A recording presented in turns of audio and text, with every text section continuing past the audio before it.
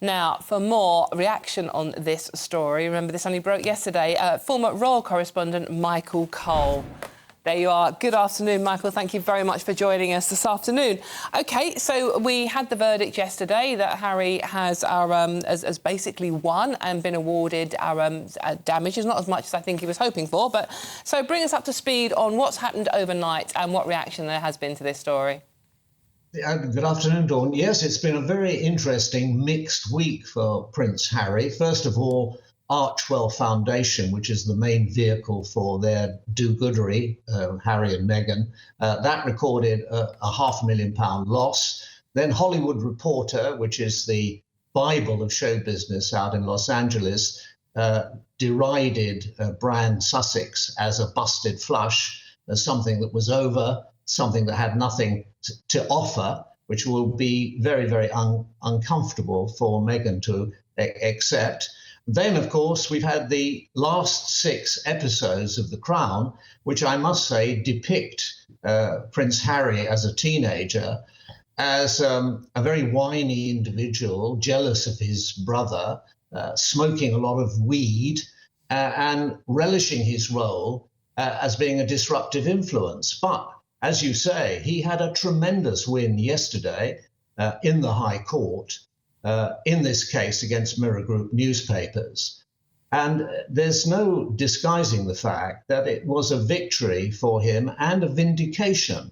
I think it is going to be the most significant moment for the popular press, the tabloid press in this country, since the Millie Dowler case. If you remember that poor, lovely little teenage schoolgirl in Surrey who was abducted and murdered. And journalists were hacking her phone, allowing her mother to think that she was still alive when, of course, she was dead. Rupert Murdoch, who owned the News of the World, said it was the most humiliating, I think he said, shameful moment of his life. And, of course, the News of the World was shut down after 160 years after that. I was also one of the other people who was hacked by the News of the World. I just say that in passing. So Prince Harry issued a statement, and it was quite clearly had his handwriting all over it, whether he dictated it or wrote it himself. And he described tabloid journalism as vendetta journalism, and it was very hard hitting. And of course, Piers Morgan then came out and hit back very, very strongly against that. One of the most surprising things to me is that Piers Morgan, who was the editor of the Daily Mirror at some of the time during these events allegedly took place, although he says very pointedly that only one of these alleged offences happened while he was in the editor's chair. Piers Morgan has said that he wasn't called as a witness by either side in the case, and yet he was criticised quite roundly by Mr. Justice Fancourt in his judgment. I don't think that's fair, and I don't think it's just. So this has got a way to go, and Prince Harry, to use an equine expression, has certainly got his bit between his teeth. He's going for it with actions against Associated Newspapers, which owns the Mail and the Mail on Sunday, and of course against News Corp, which owns the Sun. Yesterday he won hands down, another equestrian allusion, and there is his barrister who read out his very trenchant statement at the end of it. I mean, he's knocked 7 bells out of the Mirror Group newspaper, and he's going on. There's no sign on his part that he's going to quit. In fact, he's stepping up the pace. Michael, just one very, very quick question for you. We are running out of time. Harry has been accused of on a mission to destroy the monarchy and the tabloid press in particular in this country. Do you agree with that?